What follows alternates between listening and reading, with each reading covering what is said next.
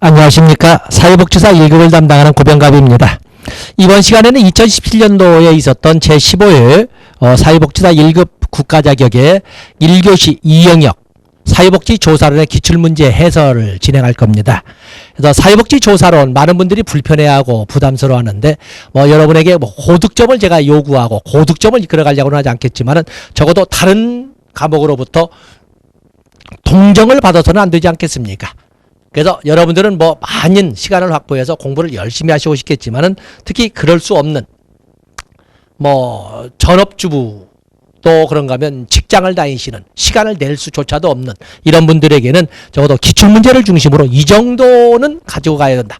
이 정도를 가져가게 되면 적어도 동정은 받지 않는다. 이렇게 할 수 있는 그런 시간을 기출문제 풀이를 통해서 확보할 수가 있는 것입니다. 자, 우리가 문제를 보겠습니다. 1교시 2영역이니까 26번부터 시작을 합니다. 자, 26번 문제를 보시면 사회복지조사 연구윤리에 관한 설명으로 옳은 것을 모두 고르면, 자, 사회복지조사라고 하는 것은 무엇을 알아본다를 가지고 조사라고 하지 않아요. 적어도 알아보더라도 약속된 절차, 표준화된 절차나 논리적 원칙에 따라 무언가를 알아보는 지식을 탐구하는 과정을 조사라고 하는 겁니다. 더욱이나 사회복지라고 하는 것은 인간을 대상으로 해서 알아보기 때문에 상당히 도덕적으로 정당화되어야 될 이런 요건들이 다 자리 잡고 있거든요. 연구 대상을 관찰하기에 앞서 그들의 동의를 구해야 한다. 그렇죠? 고지된 동의와 같은 단어 많이 봤을 겁니다. 연구로부터 얻을 수 있는 사회적 이익이 비용을 초과해야 된다. 사회복지는 인간을 대상으로 하기 때문에 언제나 효율성을 따져서 투입보다는 산출이 많아야 된다. 비용보다는 성과가 커야 된다. 이런 걸 따지는 건 아닙니다. 어느 때는 적자를 보는 한이 있더라도 인간 가치를 더 소중히 여기는 것이 많습니다. 니은번은 틀린 거고, 조사 과정에서 드러난 문제점, 실패도 모두 보고해야 된다. 그렇지요? 장점만 남겨서는 안 되고 문제점도 다 기록을 해야 됩니다. 비밀성이 보장되면 익명성도 보장된다? 아니죠.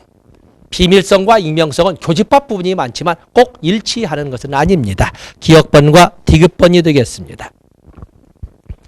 다음에 거기에 보시면은 과학적 방법에 대해서 교재의 과학적 방법에 대한 특징을 많이 쭉 적었습니다만, 잠정적이지 않은 지식을 추구한다? 잠정적이지 않다는 것은 명확한, 이미 명백히 드러난 지식을 추구한다는데 그건 조사가 되지 않습니다. 과학적 방법이라는 것은 아마 그러지 않을까라고 하는 잠정적인 영역을 어느 누가 들고 어느 누가 봐도 그렇겠다라고 고개를 끄덕거릴 수 있도록 이끌어가는 방법을 과학적 방법이라고 하는 거거든요. 그래서 일반성, 객관성 이런 것들을 설명하기 때문에 이것은 1번은 틀린 것이 되겠어요.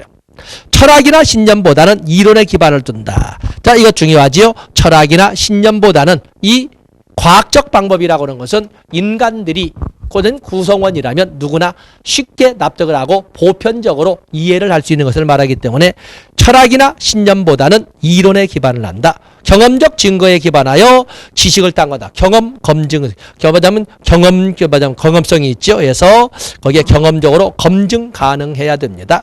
현상의 규칙성에 대한 관심이 높다.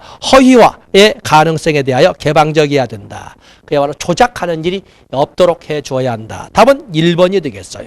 잠정적인 지식을 탐구하는 것이 되겠습니다. 다음에 28번 문제는 참으로 예상했던 문제 중에 참 오래간만에 한 20년 만에 나왔다고 볼 수 있는 것이 바로 지식 습득 과정에서 나타나는 오류가 나왔습니다. 그래서 내년에도 또 나올 수 있을까라고 설명하죠. 한번 출제가 되면 한 3, 4년간 또 계속 다루는 그런 특징이 있거든요. 지식을 습득하는 과정, 사회복지 조사를 통해서 또는 일반 조사를 통해서 지식을 습득한다 하더라도 실수하는 이런 오류 등이 있다는 것입니다. 그래서 거기 28번에 대해서는 여러분들이 해설을 통해서 내년에도 한 문제는 나오지 않을까라는 것을 가지고 해설을 통해서 여러분 걸로 만들었으면 좋겠습니다. 29번에 보시면 다음에서 설명하는 조사는, 자, 우리는 조사는 다양한 기준에 의해서 조사를 나누죠. 목적에 따라서 이 조사의 유형에는 반드시 2문제 내지 3문제가 나올 겁니다.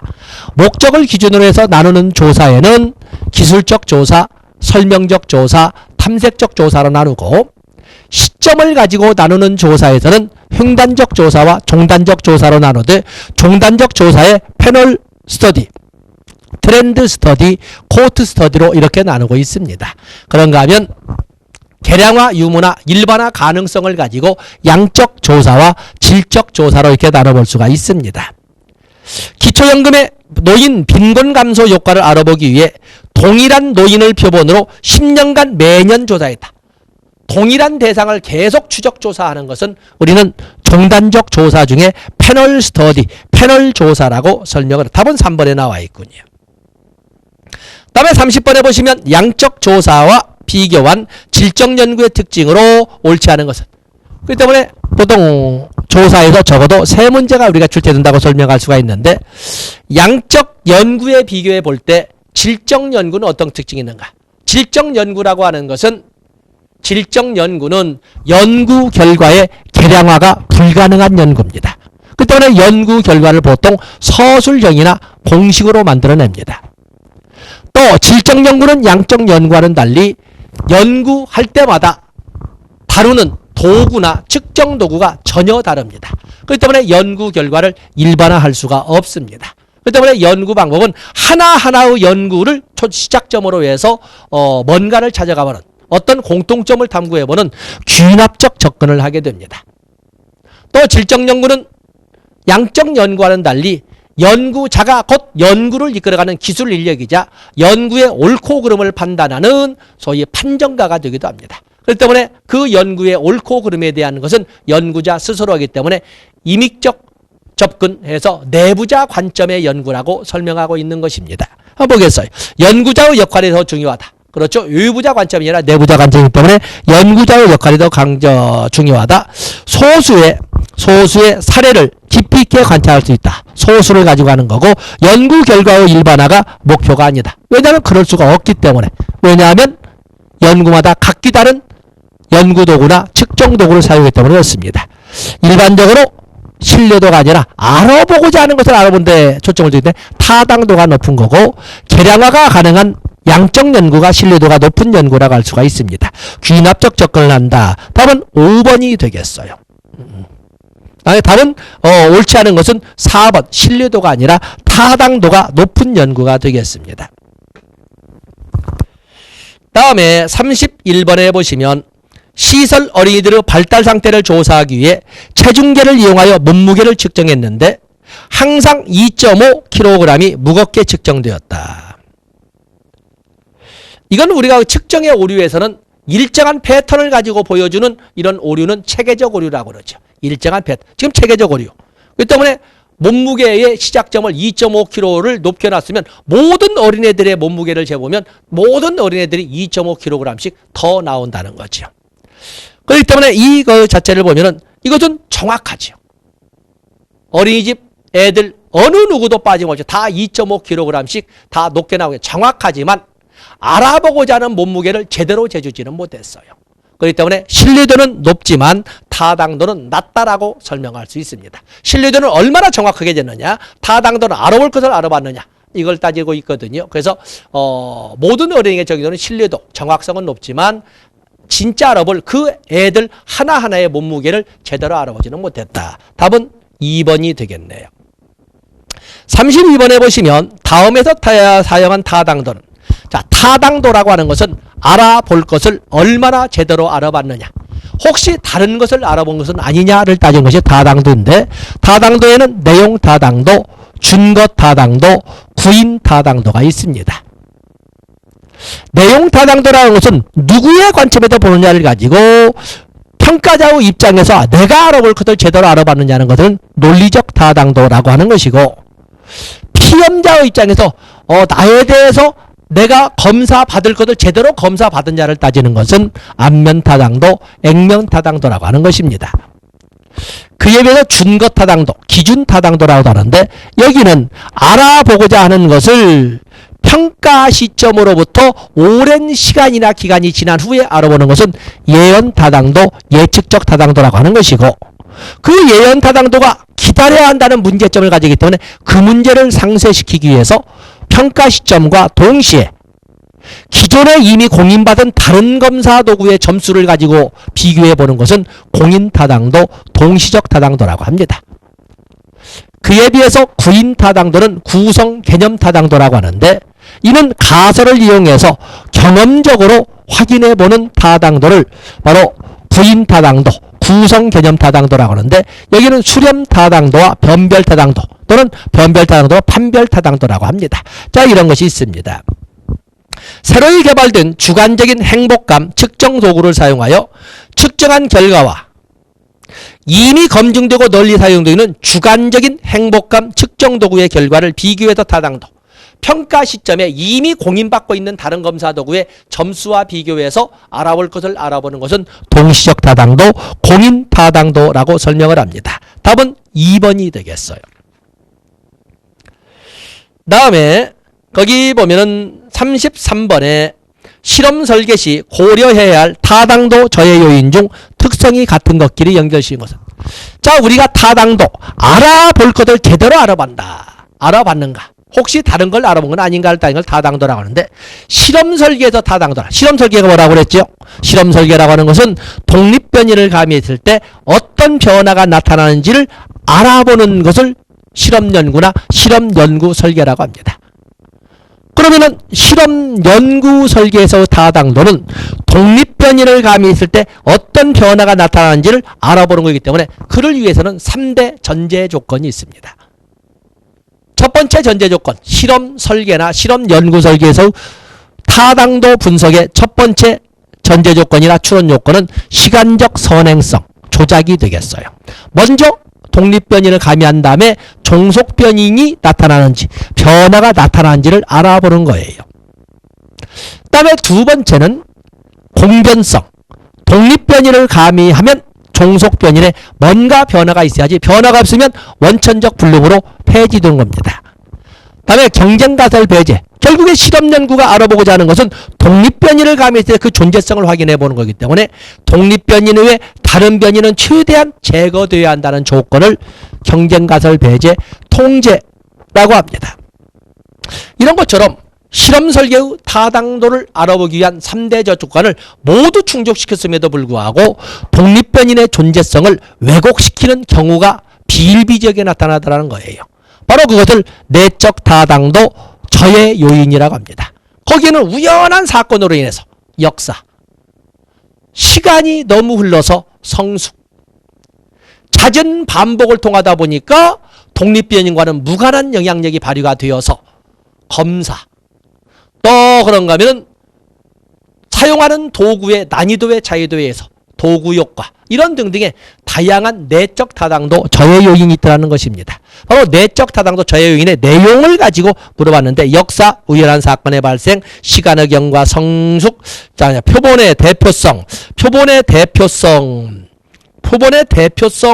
표본의 대표성과 같은 경우에는 이것은 외적 타당도 저해 요인에 관련된 것이고, 중도 탈락, 뭐 기억, 니은, 디귿, 상실, 중도 탈락을 상실이라고 이렇게 씁니다. 상실, 실험 대상자의 상실을 이렇게 모탈리티라고 합니다. 그래서 내 교재에서는 실험 대상자의 상실이라고 썼는데, 여기에서는 중도 탈락이라고 나와서 약간 온데 있지만 영어 자체가 모탈리티에서 이렇게 설명을 했습니다. 기억, 니은, 리을이 되겠어요. 34번에 보면 측정의 오류, 마침 앞에서 한번 설명했었는데 측정의 오류가 나왔군요. 측정의 오류, 옳은 것은 측정의 오류에는 일정한 패턴을 가지고 보여주는 체계적 오류와 들쭉날쭉한 비체계적 오류 또는 무작위 오류가 있습니다. 편향에 의한 오류는 체계적 오류입니다. 편향에 일정한 방향성을 가지고 할 때마다 똑같은 방향성을 보여주는 것은 역시 체계적 오류고, 무작위 오류, 비체계적 오류, 측정의 타당도를 저해한다. 무작위 오류는 측정의 오류이기 때문에 이것은 타당도를 저해하는 것이 아니라 측정의 신뢰도를 저해한다라고 볼 수가 있습니다. 체계적 오류, 일정한 방향성을 가지고 일정한 경향성을 가지고 보여주는 체계적 오류는 측정의 신뢰도를 높여줍니다. 일정한, 아까 몸무게를 재는 체중계에 2.5kg부터 시작을 하면 모든 검사에서 2.5kg가 더 나오게 되어 있거든요. 그렇기 때문에 정확성을 확인해 주는 결과가 되는 거예요. 그래서 체계적으로는 측정의 신뢰도를 높여줄 수가 있습니다. 일정한 방향성, 일정한 경향성을 가지고 있기 때문에 일관성, 안정성, 동질성, 뭐 이런 것들을 다 보여주고 있습니다. 그 다음에 표준화된 측정 도구를 사용하더라도 체계적 오류를 줄 수 없다. 표준화된 측정 도구로 한다면 체계적 오류를 높일 수가 있죠. 아까 말했던 몸무게, 체중계처럼 3번처럼 체계적 오류를 통해서 신뢰도를 높일 수가 있습니다. 측정자, 측정 대상자, 특정 상황에 따른 일관성이 없어 생기는 것은 비체계적 오류, 무게에 맞으면 무작위적 오류라고 설명을 합니다. 뭐 옳은 것은 1번이 되겠네요. 35번은 참 오래간만에 나왔는데 역시 이것도 나와야 되겠죠. 분석의 오류. 앞에서는 우리가 측정의 오류, 체계적 오류와 비체계적 오류로 봤습니다만은 여기는 분석의 오류가 나와 있네요. 분석의 오류에는 생태학적 오류와 개체주의적 오류와 환원주의적 오류가 있습니다. 생태학적 오류라고 하는 것은 집단이나 집합체에서 나타나는 특징을 하나하나의 개별 개체에게 적용하는 것을 바로 생태학적 오류라고 하는 것이고, 개체주의적 오류라고 하는 것은 개인에게서 발견된 어떤 문제점을 전체 집단에 다 똑같이 적용하는 것은 개별주의적 오류라고 합니다. 출발점이라는 거죠. 환원주의적 오류라는 것은 지나친 세분화가 이루어짐으로써 조사 대상의 본질이 사라져버리는 것을 환원주의적 오류라고 합니다. 마치 인간은 70%가 수분이다, 탄수화물이다. 그러면 인간은 탄수화물이다. 이렇게 분석하는 것 등이 바로 이 환원주의적 오류가 되겠습니다. 17개 시도를 조사하여 대학 졸업 이상의 인구 비율이 높은 지역이 낮은 지역에 비해 중위소득이 더 높음을 알게 되었다. 이를 통해서 그 대졸 이상의 인구 비율이 높은 지역이 대졸 이상 학력 비율이 낮은 것보다 중위소득이 높았다. 그러면 대학 졸업 이상의 사람은 대학을 나오지도 못한 사람에 비해서 소득은 높을 것이다. 집단에서 나타나는 특징을 한 사람 한 사람에게도 이렇게 적용하는 것은 우리가 생태주의적 오류라고 설명을 합니다. 답은 4번 생태학적 오류가 되겠습니다. 다음에 36번에 보시면 변수의 측정 수준에 대한 설명으로 오는 것은, 우리가 변수라고 하는 것은 사물이나 현상의 특성을 보여주는 건데, 바로 이 변수를 측정할 때 그 사용하는 도구를 척도라고 합니다. 변수를 측정하든 무엇을 측정하든 측정을 하는 도구를 척도라고 하는데, 척도에는 명목 척도, 서열 척도, 동간 척도, 비율 척도가 있습니다. 동간 척도의 대표적인 예는 서스톤 척도가 있는 것이고, 그리고 서열 척도의 예로서는 총합 평정 척도로서의 니커트 척도나 보가더스 사유감 거리 척도, 또 거트만 척도, 또 그런가 하면 소시오메트리, 또 그런가 하면 어휘분화 척도, 이런 것은 모두 서열 척도의 의미를 갖는다고 다 설명이 될 겁니다. 성별이라고 하는 것은 이산적 성격을 서로 딱딱 분리가 되어 있는 분류의 개념을 가지고 있는 명목 척도예요. 남녀, 중력번호 뒷자리 첫 번째 1, 2, 이것은 완전히 연결될 여지가 주어지지 않는 완전히 떨어져 있는 이산 척도로서 명목 척도가 되겠어요. 인종과 종교 역시 명목 척도지요. 석차로 평가된 성적은 서열 척도가 될 것이고, 5점 척도로 측정된 서비스 만족도는 5점 척도, 동간성이 인정되지 않기 때문에 이것도 서열 척도가 되겠어요. IQ와 온도는 일정한 간격성을 전제로 하기 때문에 더하기 빼기의 기능이 가능한 동간 척도가 되겠습니다. 답은 5번이 되겠어요. 다음에 37번 나와 있는데, 거기에 보시면은 17개 시도에서 2010년부터 2015년까지 매년 수집한 자료를 이용하여 청년 실업률이 범죄율에 미친 영향을 분석했다. 자, 우리가 변수의 개념으로 본다면 청년 실업률이 범죄율에 미친 영향력을 행사한 청년 실업률은 독립변수, 원인변수가 되는 것이고, 범죄율, 영향을 받아 나타나게 되는 범죄율은 종속변수, 결과변수가 되겠어요. 청년 실업률은 독립변수입니다. 그 다음에 종속변수, 범죄율, 그러니까 당연히 비율이 나오기 때문에 이건 비율 척도가 되겠어요. 분석 단위는 청년 실업률이 수집한 자를 분석 단위는 청년 실업률이 범죄율에 미친 영향과 추세가 분석 단위가 되는 것이지 무슨 개인이 아닙니다. 양적 자료를 분석한 비율이니까 다음에 10년부터 15년까지 언제부터 언제까지 헐엄투 기간에 걸친 종단 연구가 되겠습니다. 답은 3번이 틀린 것이 되겠어요. 3번은 거기 나오는 영향과 추세를 분석했지 않습니까? 분석 단위는 영향과 추세가 되겠습니다. 다음에 거기 보시면 38번에 다음 연구에 대한 설명으로 옳지 않은 것은 요가가 노인의 우울감에 미치는 영향을 조사하기 위해 우울감에 호소하는 노인 100명을 모집하였다. 이 중 100명 중 50명을 무작위로 선정하여 화요일에 요가 강좌를 실시하고 이틀 후인 목요일에 100명을 대상으로 우울감 정도를 측정하였다. 자, 요가 강좌를 통해서 우울감에 미치는 영향을 봤거든요. 요가 또는 요가 강좌는 독립변수, 원인변수가 되겠어요. 독립변수와 원인변수 우리는 처치 자극 또는 실험 변인, 실험 처치 등으로 이렇게 사용합니다. 실험 자극이라고 해서 요가 강좌는 독립변수란 말을 이렇게 표현한 겁니다.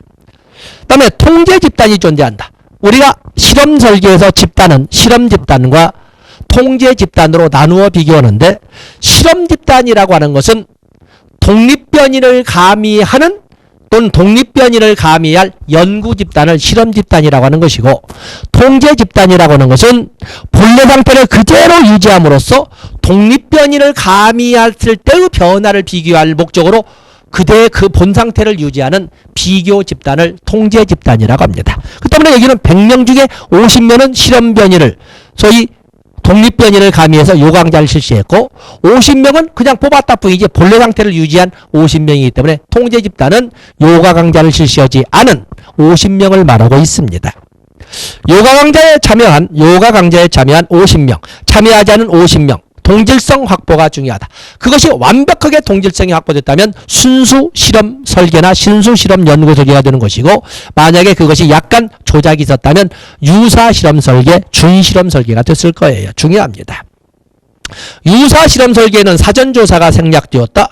유사 실험 설계에도 통제 집단, 사후 검사 설계만 있는 것이 아니라 통제 집단, 유사 실험 설계에서 그는 이질 집단에 대한 것이기 때문에 여기에는 사전 조사가 있습니다. 이질 집단 사전 사후 검사 설계가 존재를 하는 거지요.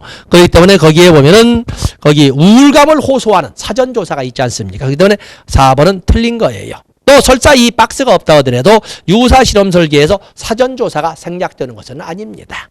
독립변인을 가미하기 전에 조사, 시계열 검사도 유사 실험 설계인데 사전 검사하지 않습니까? 내적 타당도 저해 요인이 존재한다. 내적 타당도 저해 요인. 이틀 동안에 어떠한 변인, 이틀 동안에 꼭 요가 강좌만이 우울감을 줄인가? 아니면 이틀 사이에 갑자기 손자가 태어났다는 연락을 받았다든지 아니면 그렇게 고통스러워했던 어떠한 질병이 말하자면 두통이 사라졌다든지 이렇게 해서 이틀 동안에 많은 우연한 사건, 히스토리와 같은 우연한 사건이 발생할 수도 있는 거거든요. 내적 타당도 저해인 히스토리를 우리가 생각해 볼 수가 있습니다. 답은 여기에도 옳지 않은 것은 답은 4번이 되겠어요. 39번에 보시면 다음 조합된 단어들과 동일한 논리적 구성을 가진 것은 자, 이것은 우리가 사회복지조사론에서 정의할 적에 애매하고 추상적인 질적 개념을 구체적이고 명료한 용어로 바꿔놓는 과정을 조작화라고 합니다. 애매하고 추상적인 질적 용어를 개념적 정의라 하고 그것을 조작화 과정을 통해서 구체적이고 명료한 양적 용어로 바꿔놓은 것을 조작적 정의라고 합니다. 그러다 보니까 거기 보면 개념이 나와 있다면 개념과 상대적인 양극에 있는 것은 조작이 돼야 될 거예요. 개념화가 있다면 조작화가 돼야 돼요. 또 그러면 명제라고 하는 것은 어느 누구도 이유를 제기할 수 없을 만큼 딱딱 떨어지는 옳다 그러다 맞다 틀렸다 깨끗하다 더럽다 이렇게처럼 딱딱 떨어지는 것을 명제라고 하는데 그러지 못하고 그러지 않을까라고 이렇게 하는 것을 우리가 가설이라고 합니다. 가설. 그렇기 때문에 조작화와 가설이 나와 있는 것은 3번과 5번이 되겠어요. 개념 컨셉이란 단어가 나와 있는데 컨셉은 하나의 정리된 틀을 말하죠. 그 개념이라는 것은 정리된 틀인데 변수는 사물의 속성으로 표현되는 거기 때문에 답은 3번이 되겠어요. 다소 어렵게 되어 있지만 어떤 3번과 5번이라는 함정이 이렇게 있어서 좀 어려웠던 것이 되겠어요. 그래서 개념에 대해서는 분명히 비교가 되어 있는데 5번은 개념과 개념을 같이 맞물렸지 않습니까? 그래서 5번은 답이 될 수 없고 답은 3번이 되겠습니다. 다음에 40번에 보시면 가설에 관한 설명으로 옳지 않은 것은, 가설이라고 하는 것은 보통 우리가 사회복지 조사를 하면 문제를 인식하거나 주제가 선정이 되면 두 번째 단계 가설을 설정하고 세 번째 단계 가설을 검증하기 위한 자료 수집 각본을 짜게 되는데 조사 설계라고 합니다. 바로 그 조사 설계대로 자료를 수집하고 수집된 자료를 분석해서 조사 후 공공성에 의해서 보고서를 작성하는 절차로 이루어져 있습니다. 자, 두 번째 단계 가설입니다. 가설이란 둘 이상의 변수들 사이의 관계를 예측하는 진술이다. 영가설은 독립변수가 종속변수에 미치는 영향력이 없다. 아니면 종속변수와 독립변수와 종속변수는 아무런 관계성이 없다라고 하는 것을 바로 영가설이라고 합니다. 귀무가설, 당초가설이라고 하죠. 연구가설은 이론으로부터 도출된다. 가설은 경험적으로 검증될 수 있어야 된다. 가설은 방향성을 가져야 한다. 이 5번도 틀린 것은 아니겠습니다만은 여기는 방향성이 주가 아니라 관계의 유무가 주고 방향성도 포함되어야 한다. 이렇게 돼야 되거든요. 방향성을 가져야 한다. 그래서 여기에 가장 하자를 달 수 있는 것은 답이 5번이 되겠습니다. 다음에 41번에 대해서는 제가 요즘 근자에 들어서 영가설에 대해서 통계적 가설 검증으로 영가설을 가지고 이게 출제를 한 문제씩 하고 있는데 여기에 대해서는 여러분의 고통이 있기 때문에 거기는 다루지 않고 넘어가도록 하겠습니다. 42번에 보면 실험 설계에 대한 본론이 나와 있는데 실험 설계라고 하는 것은 진실험 설계인 순수 실험 설계와 준실험 설계라고 하는 유사 실험 설계, 그리고 선실험 설계라고 하는 원시 실험 설계 등으로 나눕니다. 원시 실험 설계, 전실험 설계나 선실험 설계라는 원시 실험 설계도 없지 않아 나오긴 하지만 주로 출제가 되는 것은 진실험 설계인 순수 실험 설계와 준실험 설계인 유사 실험 설계가 출제가 됩니다. 거기 통제 집단, 사후 검사 설계, 진실험 설계에는 통제 집단은 본래 상태를 유지하기 때문에 굳이 검사하지 않아도 되는데도 불구하고 통제 집단을 실험 집단의 독립변이를 가미한 후에 다시 한번 검사하는 거거든요. 그렇기 때문에 통제 집단 사후 검사 설계는 무작위 할당으로 통제 집단과 실험 집단을 나누고 실험 집단에만 개입을 한다. 그렇다는 거죠. 맞습니다. 먼저 통제 집단과 실험 집단으로 나눠놓고 그리고 난 뒤에 실험 집단에만 독립변이를 가미하고 그리고 난 다음에 실험 집단이야 당연히 검사를 해야겠지만 검사하지 않아도는 통제 집단도 검사하는 것을 통제 집단 사후 검사 설계라고 합니다. 이건 맞는 것이 되겠죠. 정태적 집단 비교 설계는 정태적 집단 비교 설계라고 하는 것은 이 정태적 비교 집단 설계라는 것은 이건 전실험 설계 또는 원시 실험 설계에서 보게 되겠는데 실험 집단과 개입이 주어지지 않은 집단을 사후에 구분해서 종속 변수의 값을 비교한다. 자, 좀 난이도가 그렇습니다만 이렇게 봐주시고 해설 붙여놨습니다. 그 다음에 비동일 통제 집단 설계는 비동일 통제 집단 설계. 자, 이 비동일 통제 집단 설계도 역시 마찬가지로 전실험 설계도 사용되는데 이무적으로 나는 실험 집단과 통제 집단의 교류를 통제한다. 그 다음에 솔로몬 4집단 설계. 비동일 통제 집단 설계는 이무적으로 나눈 실험 집단과 통제 집단. 여기는 비동일이란 단어가 나온 것처럼 비동일 통제 집단 설계라고 하는 것은 실험 집단과 통제 집단 간의 교류를 통제할 수 없는 경우 실험 집단의 결과가 통제 집단에서 모방하게 되는 경우, 그래서 교류가 인정되는, 교류가 되지 않아야 되는데 교류를 통제할 수 없는 경우에 나타나는데 바로 이 통제한다. 3번이 틀린 것이 되겠군요.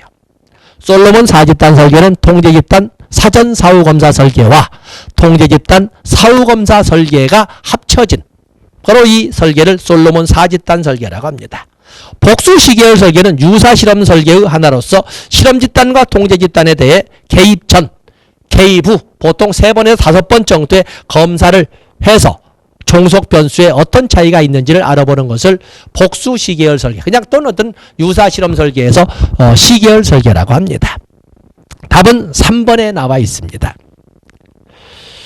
다음에 43번은 단일사례 연구 설계에서 난이도가 높은 문제가 나와 있는데 그냥 해설로서 여러분들이 접근해 보시고 44번 보세요. 2차 자료 분석에 대한 설명으로 옳은 것은 우리는 자료 분석에는 1차 자료와 2차 자료가 존재를 하는데 1차 자료라고 하는 것은 연구자가 직접 개입해서 만든 자료는 1차 자료, 2차 자료는 연구자가 전혀 관여하지 않고 관여할 수도 없이 이전에 이미 누군가에 의해서 만들어진 자료를 2차 자료라고 합니다. 지금 2차 자료입니다. 2차 자료는 연구자가 그 자료가 만들어지는데 관여한 바가 없기 때문에 비관여적 방법입니다. 관찰 대상에 대해서 연구자가 관여한 바가 없기 때문에 영향력은 존재할 수 없습니다. 통계적 기법으로 자료의 결측값, 통계적 기법으로 자료의 결측값을 대체할 수 없다. 오늘날의 통계학의 발달로 인해서 설사 그 당시 미싱밸류, 2차 자료에 그 당시 자료가 만들 때 빠진 값이 있다 하더라도 요즘의 연구 방법으로서는 충분히까지는 아니더라도 어느 정도까지는 결측값을 대체할 수 있습니다. 신뢰도와 타당도 당연히 문제 존재하지요. 타당도가 있는지는 모르지만은 신뢰도를 확인할 수도 있고 대단히 신뢰도는 높은데 이미 그 자료가 만들 때 조작된 자료로 만들어져서 신뢰도는 높게 나타나지만 타당도가 낮게 나타날 수도 있습니다. 여기서는 답이 기억법이 되겠고 함정은 디귿번으로 함정을 받네요. 그래서 답은 1번이 되겠어요. 그래서 통계 2차 자료 분석에서는 많은 미싱밸류인 결측값이 존재하겠지만 통계적 기법의 발달로 오늘날에는 어느 정도의 결측값을 대체할 수 있다고 보고 있습니다.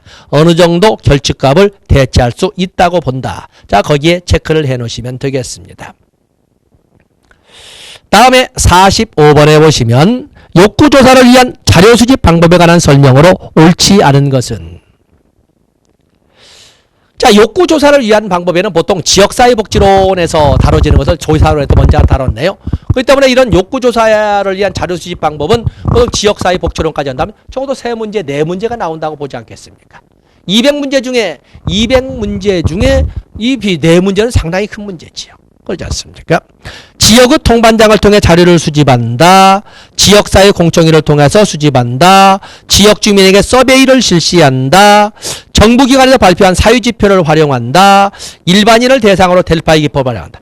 자, 이것은 함정이군요. 델파이 기법은 익명성이 보장되는 전문가들을 대상으로 하는 방법입니다. 그래서 이 델파이 기법은 전문가법이라고 하는 거거든요. 답은 5번이에요. 전문가를 대상으로 하는 거예요. 다음에 우리가 46번 서베이 조사를 관한 설명으로 옳지 않은 것은 서베이 조사 이렇게 되겠는데 면접조사 어떤 조사 방법 면접조사는 우편조사에 비해 비언어적 행위의 관찰이 가능하다. 그렇죠. 면접조사는 그렇습니다. 전화조사는 면접조사에 비해 면접기간이 길다? 아니죠. 통화 시간보다 면접이라고 하는 것은 보통 몇 회에 걸쳐서 일반적으로 1시간 이내를 하지만 몇 회에 걸쳐서 하기 때문에 전화조사에 비해서 그 기간은 적어도 한 달 내지 2달씩 걸리게 됩니다. 틀린 거지요. 질문 순서는 응답률에 영향을 주시다. 그래서 처음부터 쉬운 일반적인 문제를 내놓고 서서히 개별적 특수 문제로 가야 진정한 실력을 내세울 수 있는데 처음부터 아주 어려운 문제를 내놓으면 당황해서 아주 쉽고 평이한 문제도 응답을 하지 못하는 경우가 나오거든요. 질문의 순서는 응답률에 영향을 줍니다. 폐쇄형 질문의 응답 번주는 상호 배타적이어야 된다. 면접조사는 전화조사에 비해 비용이 높을 수 있지만 무응답률은 낮다. 왜냐하면 투사법을 이용해서 상담자인 면접관이 그의 비언어적 전달 매체에 대해서도 철저하게 분석을 하게 되거든요. 바로 그 말을 하고 있습니다. 답은 2번이 되겠어요. 다음에 47번에 보시면 확률 표집에 대한 설명으로 옳지 않은 것은, 표집에 대해서도 역시 우리가 꼭 가져가야 되는, 지금 여기에 보면 나와야 될 문제 다 다루고 있습니다. 단지 짜증나는 것이 실험 설계 중에 실험 설계 문제 한 문제, 또 가설에서 연가설에 관련된 문제, 이런 문제들이 불편할 뿐이지 사실은 다 나오는, 여러분들도 충분히 풀어갈 수 있는 문제들이거든요. 표집에는 확률적 표집과 비확률적 표집이 있는데, 확률적 표집에는 단순 무선 표집, 개통적 표집, 동간 표집, 개통적 표집, 그리고 유충 표집, 그리고 군집 표집. 유충 표집은 층화 표집이라고, 군집 표집은 집락 표집이라고도 합니다. 그에 비해서 비확률 표집에는 의도적 표집, 또 이무적 표집, 누적 표집, 눈덩이식 표집이라고 그러죠. 할당 표집 등으로 이렇게 네 가지는 암기를 해야 됩니다. 모집단으로부터 표본으로 추출될 확률을 똑같이 만들어 놓고 표본을 뽑는 것은 확률적 표집. 그렇기 때문에 모집단으로부터 표본으로 추출될 확률을 알 수 있다. 무작위 방법을 기본으로 해서 단순 무작위 표집, 개통적 표집, 유충 표집, 군집 표집으로 나누고 있는 겁니다. 비비례 층화 표집은 유충 표집을 비례 표집과 비례 유충 표집과 비비례 유충 표집으로 나누는데, 바로 그걸, 그렇기 때문에 확률 표집이 하나인 유충 표집, 층화 표집이 되겠어요. 신뢰 수준이 높을수록 표본 오차는 감소한다. 신뢰 수준이 높으면 높을수록 표준 오차는 늘어난다고. 표본 오차라고 하는 것은 뭐냐면 표본의 통계량과 모집단 모수 간의 차이. 그 때문에 신뢰 구간이 크면 클수록 표본 오차는 늘어나게 된다라고 설명할 수가 있습니다. 다음에 거기 보시면 표본의 수가 증가할수록 표본 오차는 감소한다. 좋습니다. 답은 4번이 되겠어요. 48번 또 표집이 나왔군요. 48번은 여러분들이 보시고, 49번 질적 연구 방법이 양적 연구와 질적 연구에서 질적 연구의 문제를 좀 크게 내세웠는데, 49번은 제가 추천하지는 않겠습니다. 그러나 나오는 2년에 한 번 정도, 2번에 걸쳐서 한 번은 나온다고 봐야 되는데, 거기 질적 연구 중에 질적 연구, 해석주의적 접근 방법이 질적 연구의 상세 분야에서 나오기 때문에 해설로 여러분들이 접근하시면 되겠습니다.